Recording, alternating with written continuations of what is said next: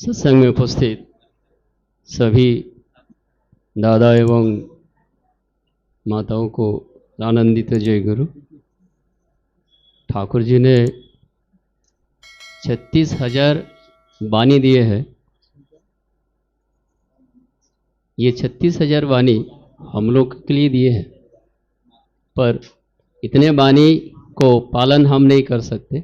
इसीलिए बड़दा को एक बार पूछा गया, दादा ठाकुर जी इतने वाणी दिए हैं, इसमें से कौन से वाणी जो हमें हमेशा पालन करना है? तो दादा बोले थे 3 वाणी के बाद, पहला है उषा निशाय मंत्र साधन चला फेरे जब যথা समय इष्ट निर्देश मूर्त कराई तब। दूसरे वाणी दिए थे मानुष आपन टाका पर যত पारिस मानुष धर। और तीसरा दिए थे मांस मांस खासने और प्याज रसुन मादक छाड़। ये तीनों वाणियों को एक्सप्लेन करने जाएंगे तो बहुत समय लगेगा। शॉर्टकट में बोल रहा हूँ कि अभी ये 3 वाणी पालन करने की समय आया है। उषा निशाय मंत्र साधन चला फेरे जब যথা समय इष्ट निर्देश मूर्त करने तब। मतलब उषा निशा में हमको मंत्र साधन करना है, चलते फिरते जप करना है। इससे खुद के अंदर ऊर्ध्व गति प्राप्त होता है और इस ऊर्ध्व गति प्राप्त होने के बाद ठाकुर जी जो निर्देश दिए हैं तभी वही निर्देश को पालन करना है। अब हम लोग सब बहुत भाग्यशाली है। इसीलिए भाग्यशाली है क्योंकि परम दयाल ने दया करके हमें आचार्य परंपरा दिया हुआ है। हमारे मालिक बैठा है, कुछ भी हुआ हम उनसे जाके हमारे परामर्श लेके जाने से वो उनका सॉल्यूशंस हमें देते हैं। जब परम दयाल के रूप में बैठे हैं आचार्य देव, तो हमारे किस बात की डर है? हर एक समस्या के समाधान देते हैं। हमें सिर्फ उनके आदेशों को पालन करना होता है। अब आदेश क्या है? आदेश है कि अभी 8 दिसंबर को महाराष्ट्र उत्सव है, तो महाराष्ट्र उत्सव को किस प्रकार से बहुत बड़े पैमाने से किया जा सके, इसके लिए दादा निर्देश दिए हैं। ये भी निर्देश शायद आ जाएगा कि प्रत्येक एक जिले से कम 10% लोगों को उस महा उत्सव में पार्टिसिपेट्स करने का। जो भी 8 दिसंबर को जाना चाहते हैं पहले से ही आप अपना अपना नाम दीजिएगा, क्योंकि बॉम्बे में सिडको में होने वाला उत्सव है और बॉम्बे की जैसे बड़े जगह में रहने की व्यवस्था करना बहुत कठिन होता है। यदि पहले से आप नाम दे देंगे बॉम्बे जाने की, उत्सव में अटेंड करने की, तो उनके लिए सुविधा होगा। और हमें सबको जाना चाहिए क्योंकि ये इष्ट निर्देश है। परम दयाल बोलते हैं कि ना कोरे जे पेते चाहे दुख होता है पीछे है। मैं यहाँ बैठे बैठे आलोचना कर रहा हूँ, बोल रहा हूँ, जब मैं नहीं मानूंगा तब इसका कोई फल हमको नहीं मिलेगा। इसलिए हमें करना होगा। तो ये पहला बात हो गया कि हमें 8 दिसंबर के उत्सव को बहुत ही बड़े पैमाने से करना है। जिससे संभव हो, यदि अर्थ की दृष्टि से करे तो करे, शारीरिक परिश्रम से करे तो भी करे, या यदि आप वहाँ पे अपने तौर पे लोगों को शामिल करके करे तो भी करे। पहले बार जब उत्सव हुआ था तो हमारे चंद्रपुर के पूरे टीम गए थे, 26 लोगों का टीम था। वो पूरे काम वाम करके उत्सव को बहुत अच्छे से बड़े पैमाने से मतलब उसको किए थे। अभी भी उन लोगों को यही राय है, यही बोलना है कि आप सब मिलके महाराष्ट्र उत्सव में आइए, मुंबई में आइए और ठाकुर जी के निर्देश को पालन करिए। ये हो गया एक बात। दूसरी बात है मानुष आपन टाका पार যত पारिस मानुष धर। ये मानुष आपन टाका पार है, मानुष धरने की जो बात बोल रहे हैं, तो मानुष धरने की समय आया है। कैसे आया है? ये उत्सव करते हैं हम। उत्सव क्यों करते हैं? क्या कारण है?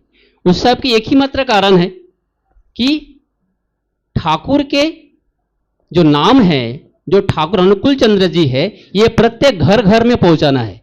यही उद्देश्य है कि ठाकुर को मैं प्रत्येक घर घर में कैसे पहुंचाऊं, उसका माध्यम दिया हुआ है। माध्यम क्या है? उत्सव है।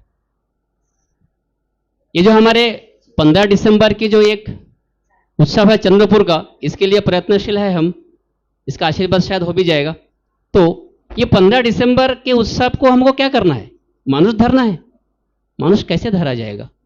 मानुष हमको देख के तो मानुष आएगा ना। हमारा ये शनिवार को, दैट मीन्स 14 दिसंबर को रैली रखा है, मतलब हम इसको शोभा यात्रा बोलते हैं। शोभा यात्रा हम क्यों करते हैं? इसीलिए करते हैं कि हमें देख के उनको प्रश्न जागे मन में, ये कौन है? तो सुंदर करके जा रहे, नाचता गाना करके जा रहे। इससे क्या होगा? जाजन होगा। क्या जाजन होगा? अनुकूल चंद्र जी का जाजन होगा कि अनुकूल चंद्र जी का लोग जा रहे। ये मन में एक बार तो भी उनके माइंड में हैमिंग होगा। जितने परिमाण में हम लोग इकट्ठा करके शोभा यात्रा सही तरीके से शिष्टाचार के साथ कर सकेंगे, उतना ही ठाकुर जी का जाजन होगा। क्या आप नहीं चाहते कि सभी जाजन करें?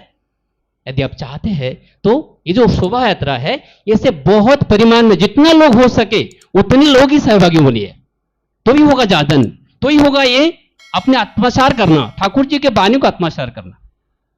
यदि हम नहीं जा सकते, घर बैठे बैठे सो रहे होंगे, तो मैं क्या आत्मसार कर रहा हूं, क्या ठाकुर जी के बात मान रहा हूं, और क्या मैं जीवन में पा रहा हूं? जीवन में को पाना है तो ये नियम से हमको चलना होगा, कोशिश करनी होगी हमको सभी को। हमारे घर से मैं, मेरे मिसेस, मेरे बच्चे सभी मिलके शोभा यात्रा में कैसे हम सहभागी बने। जितने लोग होगा उतने ही शोभा यात्रा की शोभा बढ़ेगा, उतने ही ठाकुर जी के नाम प्रचार प्रसार होगा। क्यों? इनके प्रति, उनके प्रति, ठाकुर जी के प्रति प्रेम है उनके, इसलिए करते हैं। हमारे क्या प्रेम नहीं है? ठाकुर जी मेरा नहीं है? है। यदि मेरा है, मेरा कर्तव्य बनता है कि ऐसे प्रोग्राम को कितने परिमाण में हम अच्छे से और अच्छे से कर सकते हैं। ठाकुर जी चाहते हैं क्या है? इंसान। अब इंसान को किस प्रकार से मैं ठाकुर जी के ये उत्सव में सहभागी करूं? इस बार हमारे प्रचेष्टा ये है कि इस बार बस रहेंगी, क्योंकि बहुत सारे गुरु भाई ऐसा है जो वहां तक नहीं पहुंच सकते, उनको कष्ट होता है, उन्हें इच्छा रहता है कि हम भी प्रोग्राम में जाए, इसीलिए उनके सुविधा के लिए बस किया जाएगा। उत्सव में इस बार बस रहेगा, तो सभी अपने परिवार के साथ साथ अपने अड़ोस पड़ोस के जो भी रहेंगे सबको हम लेके ठाकुर जी को उत्सव करेंगे। उत्सव में शिष्टाचार रहेगा। उत्सव देख के ही लगे कि ये ठाकुर जी सत्संग का ठाकुर जी है। शिष्टाचार बनाए रखना हमारा कर्तव्य है। जो लोग हम जाते हैं, जाके देखते हैं और इधर उधर घूमते रहता है, कोई बूढ़े इंसान बैठने नहीं पा रहे, हम उसको देखते नहीं हैं, कोई पानी के प्यासे हो रहे, उनका हम मतलब प्यास नहीं बुझाते हैं। ये सब हमारा को ख्याल रखना पड़ेगा, क्योंकि उत्सव ठाकुर जी का है और उनका हम सेवक है। देवघर से बताया गया है उत्सव में सभी लोगों, जो जितने लोग आएंगे उनका सेवा देना हमारा कर्तव्य है।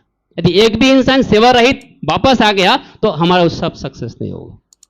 थोड़ी देर पहले हमारे सुदीप भाई खुद अच्छे बात बोल रहे थे कि जाजन करना है, डीपी वर्क करना है। यही तो डीपी वर्क है। मैं यदि किसी इंसान को, बूढ़े इंसान को बिठाता हूं मेरे कुर्सी दे के, ऊपर जाजन हो रहा है, क्या जाजन हो रहा है? नहीं, इसमें संस्कार है, संस्कारी है, ये तो अच्छे लोग हैं, उनके मन में जगह बना रहा हूं मैं ठाकुर जी के लिए कि नहीं ये ठाकुर जी के आदमी हैं। ऐसे करके हमें एक एक स्टेप पार करना होगा। लोगों के मन में ठाकुर जी के प्रति एक भाव पैदा करना होगा, एक जगह पैदा करना होगा, और इसी को ही हम जाजन बोलते हैं। अब ये सब करने के लिए अंतिम जो हमारे बानी है कि मांस मांसो खासने और प्याज रसून मादक छाड़। ऐसा क्यों बोला है ठाकुर जी ने?